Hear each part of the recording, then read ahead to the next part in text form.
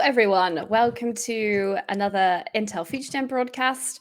I'm Becky. I'm Senior Partnerships Manager at NSE. And with me is Millie Clay from ESL Faceit Group. Hi, Millie. How are you doing? Hello. I'm not bad.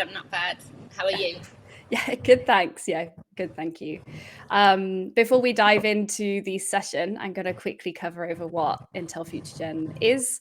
It is a joint program between ourselves and Intel. Each year, we take 20 students interested in the esports and gaming industry after they graduate and give them access to industry events, industry buddies, private sessions with esports and gaming experts. And as a part of that, each year we run these broadcasts open to the public, so anyone can see it and benefit from the program. So yeah, let's jump straight into the session. So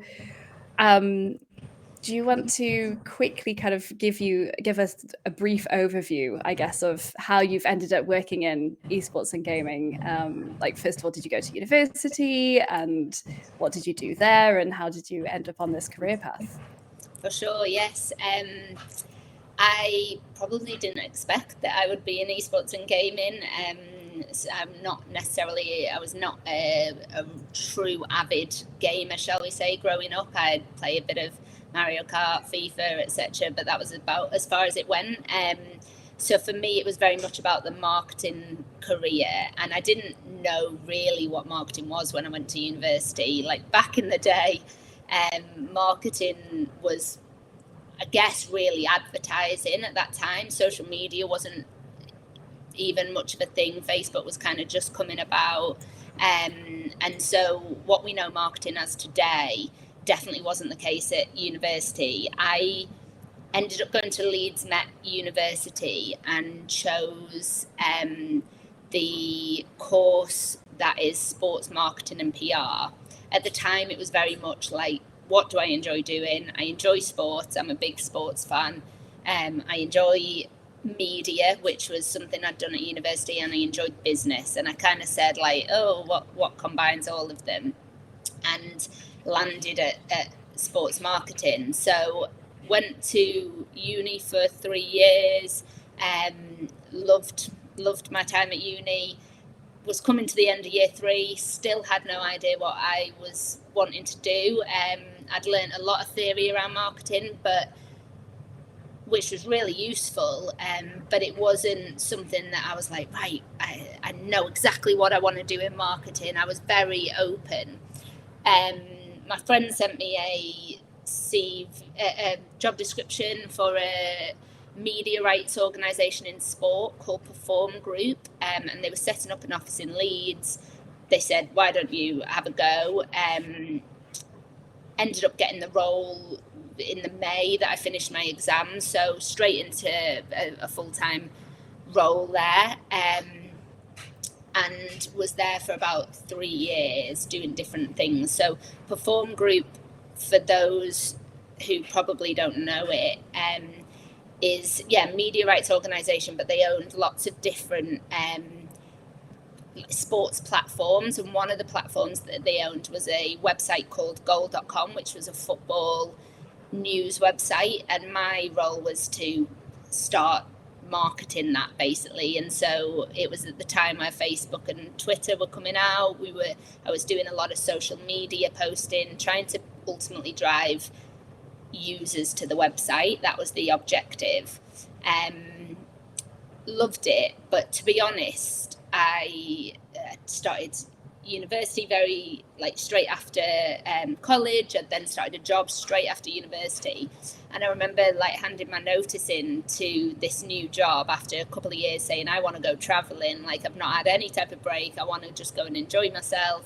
And they said, why don't you go to Sydney and set up the Sydney office, because or set up the Sydney marketing department within the office. And so I had an incredible opportunity. I think it was one of those moments that really kind of kick-started and propelled my career a little bit. Had a lot more responsibility at a stage that I wasn't necessarily expecting it. Went over there, did 6 months over there, and then did a little bit of traveling. was offered the role back afterwards at my company, but I took another role for a company called Leaders in Sport, which is basically an organisation that runs for executive senior people within sports, so people on the field as well as people off the field. And it's an events organisation. They do a lot of content, and it's basically about engaging this network of leaders within sport. So I was there for 5-6 years, and then moved into gaming and esports, so I can come on to that. But I think, like, looking back, I just every step of the way followed what I enjoyed, like the whole time. And I think one of the things I learned in the early stages and in the first kind of 10 years in traditional sports was working hard, you will get noticed. And I think, you know, the opportunity in Sydney really pushed my career early. And that wouldn't have come to me if I hadn't have just been working really hard behind the scenes, and people hadn't noticed that. So that was a really great opportunity. And then esports and gaming came about because I'd been at this organisation, Leaders in Sport, for a long time, learned a lot of marketing, very generalist marketing skill set. So my team were quite generalist marketers, not necessarily specific in certain areas. We covered lots of different marketing activity. But there'd been a lot of conversation about the industry of gaming and esports. And so what really interested me was the opportunity with the audience that gaming and esports owned. So from a marketing perspective, it was a really exciting industry to look at how can you engage, position messages to an audience that is super receptive and super passionate and super enthusiastic and very different than the traditional sports audience, which is much broader, less digital focused, like very different audience. And so moved to ESL Esports. So that's a UK esports organisation that had teams in League of Legends. They're in the LEC at the time, FIFA, Fortnite, Valorant, and ran the marketing department there for a few years, and had a little baby girl, went on maternity leave, had a bit of a break, had some time out, and then started where I am now. So that's kind of how I've got to where I am today. Yeah, awesome. Sorry, that was a bit long-winded. No, I mean, you've had such a kind of varied background, and super interesting to hear that you kind of spent some time as also like abroad, working internationally. Do you think that's something that you would recommend to everyone if they got the opportunity to do so? I mean, I absolutely loved it. Yeah. I think it gives you a different perspective on cultures, and how organizations are set up in different countries, which I think is invaluable, especially if you're looking at big global organizations. It's really good insight. But I think as well, I was at a stage where I'd had a couple of years in a career, and I wanted to go traveling. I wanted to see the world, but I also didn't want to take a step back in my career. So the opportunity to further my career whilst seeing more of the world was like a no-brainer. And I mean, I'm married with kids now, and so I look back and I'm very glad I did it when I did it. So it was the best of both worlds for me. It wasn't me traveling for a year with no money and no job and then having to start from scratch again. It was I did a couple of years in work, and then got this opportunity to move with the organisation. And not that's not always going to be an available opportunity, but I think it was a brilliant way to do it for me. Yeah, I completely agree. I actually did something fairly similar. I went and worked in Canada for 2.5 years with Ford. So I was working in the Canada like Canadian headquarters for Ford, which was super interesting. And exactly what you said, it gives you kind of like a different perspective on how companies are run in different countries, and also gave you that opportunity to travel as well. Like I'd not really been to North America much, and I got to travel a lot of North America, which was awesome. So yeah, but obviously not everyone's going to get that opportunity. But I think if you do get it, definitely worthwhile. So from your transition from traditional sports to esports, like, do you think there's a lot of transferable skills between the two? Kind of what's your take on that? For sure. I think any industry, it's important to take a look outside of the immediate industry and draw inspiration from elsewhere. I think traditional sports can take insight and inspiration from esports just as much as esports and gaming can take inspiration from what's been more established within traditional sports. I think, it's in some ways a more infant industry, in that it's esports and gaming, in that we're trying to establish processes, structures, frameworks around tournaments, titles, organizations in general. And I think traditional sports has got more of that, and that's really valuable insight to take. But for me, most functions within any industry are transferable. So ultimately the marketing principles that I know, I could go and do those for a crisp company or a grass company, or something. It's the same principles and the same processes that you and strategy that you need to take to get to your end objectives. And then along the way, you will just figure out it's a different audience. What's the audience? What's the personas? Who are we marketing to? How do we tweak the message to reach that, etc.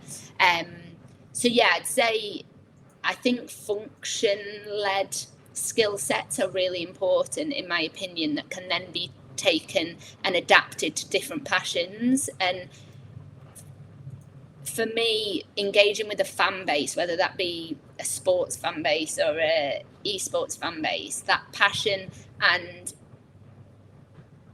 enthusiasm that they have around what they're engaging with excites me a lot. And that's why I've always stayed in that world. Yeah, I think I would struggle to go and market crisps because people aren't that passionate about Pringles. Yeah. Well, some people are, but yeah, some people are. Some people are. That's very, very true. Some people are, but yeah, that's what I love about gaming and esports. Yeah, that's fair.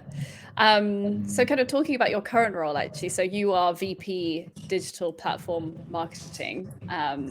So kind of what does that role entail? Yes. It probably is a little bit confusing because people might think I'm covering the third-party digital platforms, but what that is EFG, so ESL Faceit Group, which is a newly formed organisation, has the different brands of ESL, Faceit, and DreamHack within it. And within that large organisation, we're kind of 1,500 large now. Within that organisation, we have different owned digital platforms. So Faceit is probably the one that most will be aware of, and it is probably the largest, but we also own platforms like CSGO Stats, ESEA, Bad Lion, which is a Minecraft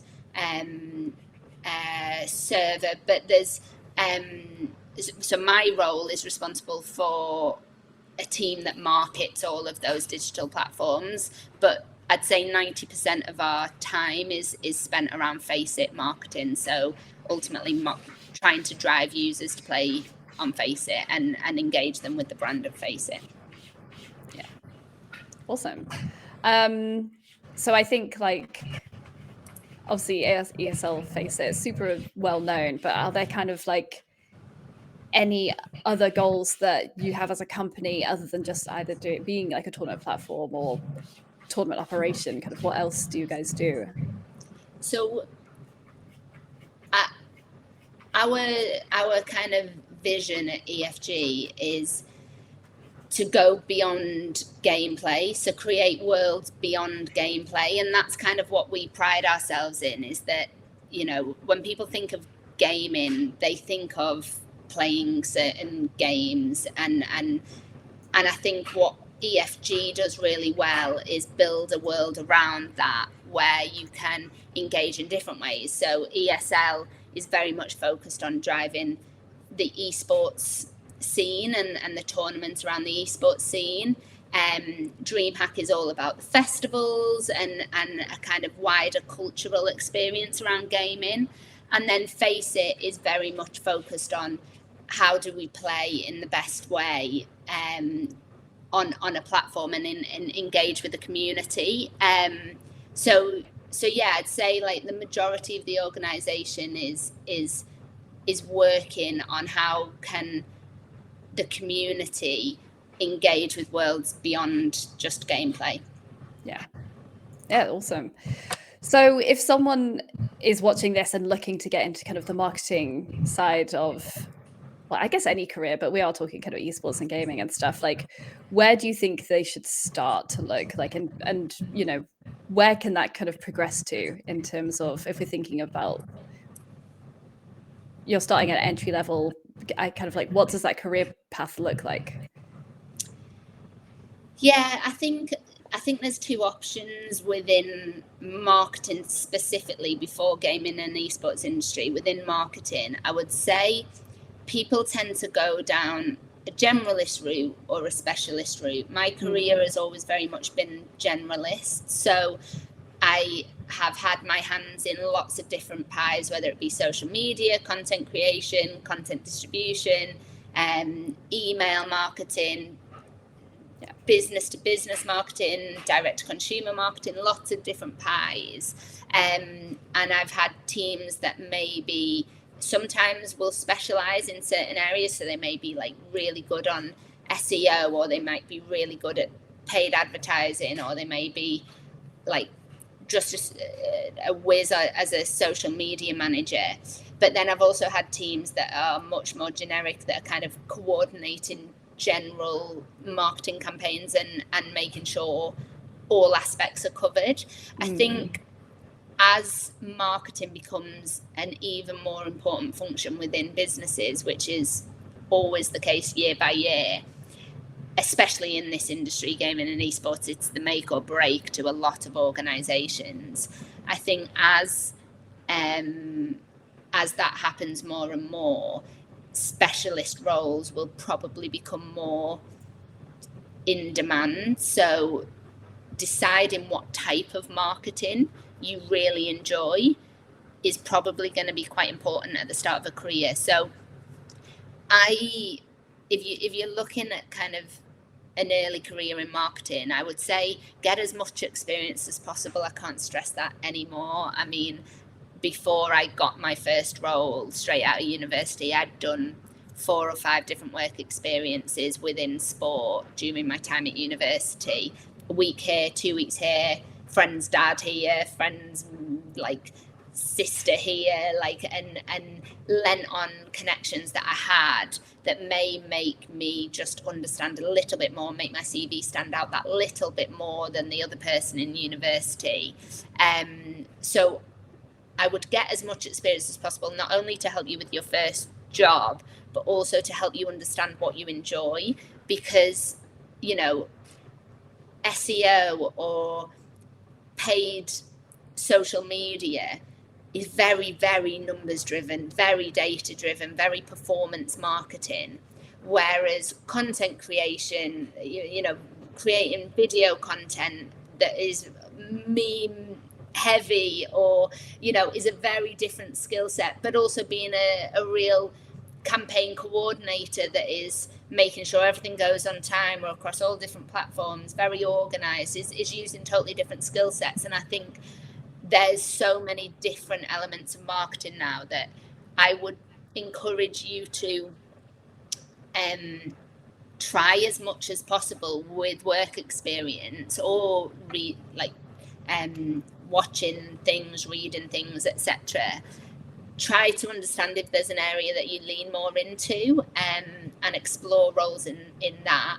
but also, you know, a lot of more junior roles, the kind of executive level roles to begin with are quite broad, and it may be that you look at a broad role to begin with and then specialize naturally as the time progresses. You kind of figure out where your skill set lies, or it may be that you end up staying really broad. But my feeling is that as time goes on and as these teams get bigger, it's going to be more and more specialized. Yeah, that makes a lot of sense. Do you think there's something you wish you had known before starting kind of your career journey? Potentially. I'm glad I'm glad I left it broad now, but I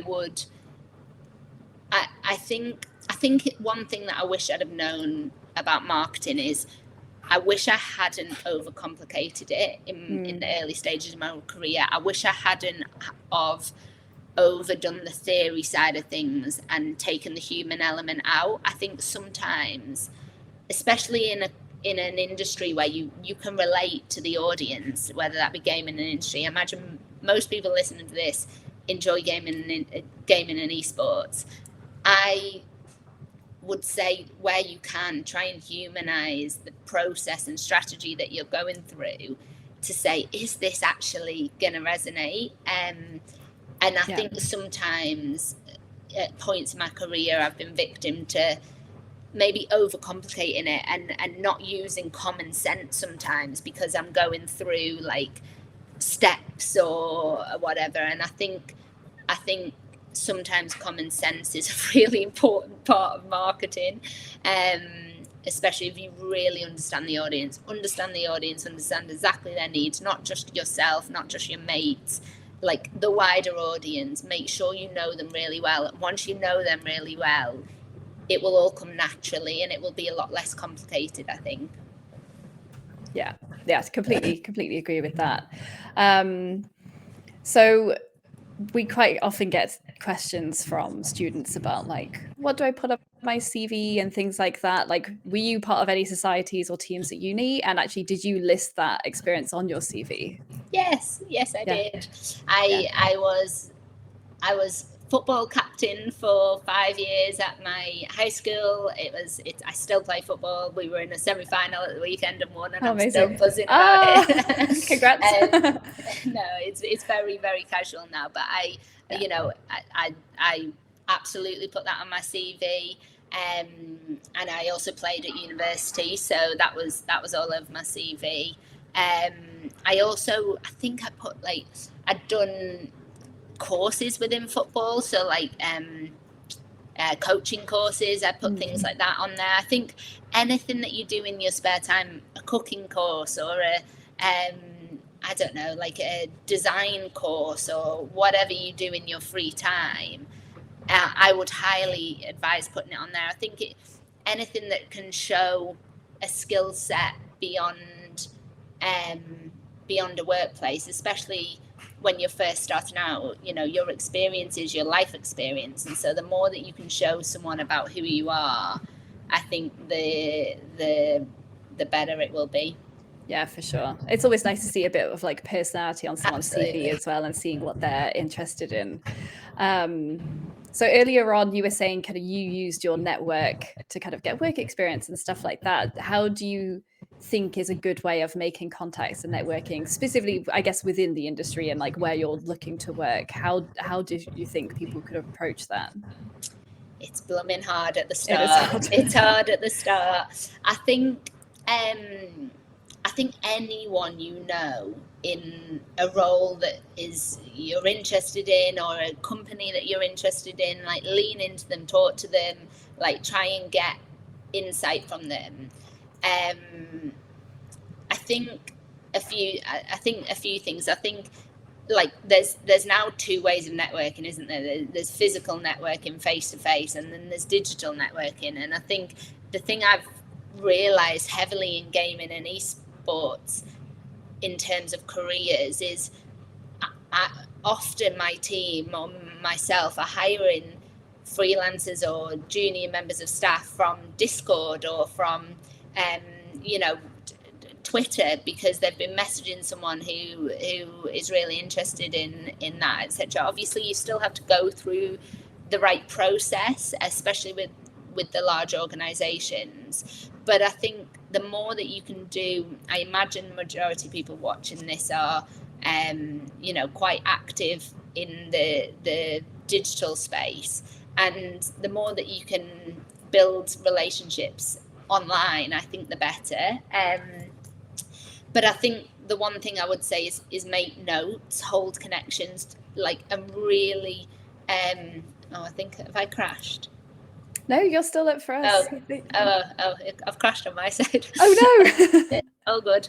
I think the one thing I would say is, make notes, be interested in people. People remember, some of the best networking connections I've had of people coming up to me saying, oh, I saw Preston North End won at the weekend, because they remembered I was a Preston North End fan, or or how's your daughter? It's Summer, that's her name, isn't it? And people that remember small things, I think goes a long way. And I really, in my career, especially as I've developed and met more people throughout my career, I've made a lot of notes about who they are, what they're interested in, how I remember them. I follow up with them the day after I meet them to say it was lovely to meet you, blah, blah, blah, something really personal, because you just never know where that person is going to end up, and where they might need your help, you might need their help along the way. And I think, don't assume that people may not be able to support you in the future just because where they are today. Yeah. And also I think as well, for the students watching this as well, stay in touch with other students in the community, because you're all going to be growing up together, and you don't know where, if someone might end up somewhere that you want to work, that's a great contact for you to have in the future, and vice versa. You can kind of help each other out. So yeah, fully agree with that, Millie. You're so right. And that has happened to me 15 years after university. I'm now coming across people, oh, I know so-and-so works at so-and-so because we went to uni together, and they've been brilliant connections throughout my career that I've lent on at different times, and people have lent on me at different times, and I think it's very, very useful. Yeah, for sure. Awesome. So that's kind of the end of our Q&A. Do you have anything that you'd like to kind of plug? Can people follow you on socials, or do you want to plug ESL Faceit group socials? Or I'm really bad on social media. You'd think I'd be good at it, but after working in it for so many years, I am very, very inconsistent. I mean, if you want to follow me on LinkedIn, that's probably the best corporate place. It's Millie Clay, which is my new married name. But the only plug I would say is go and play Faceit. Go and play Faceit. If you're into CSGO or any other games that we have on there, go play Faceit. Awesome. Well, yeah, thank you so much for your time and joining us. We're going to go to the private Q&A with the FutureGen cohort. So yeah, just to close out, if anyone's interested in any of the other talks we've had, you can go to the NSE website, nse.gg. You can go to the FutureGen Hub, which is on the sidebar, and you can see all of the other talks we've had this year and also in previous years. And yeah, thanks so much for watching, everyone.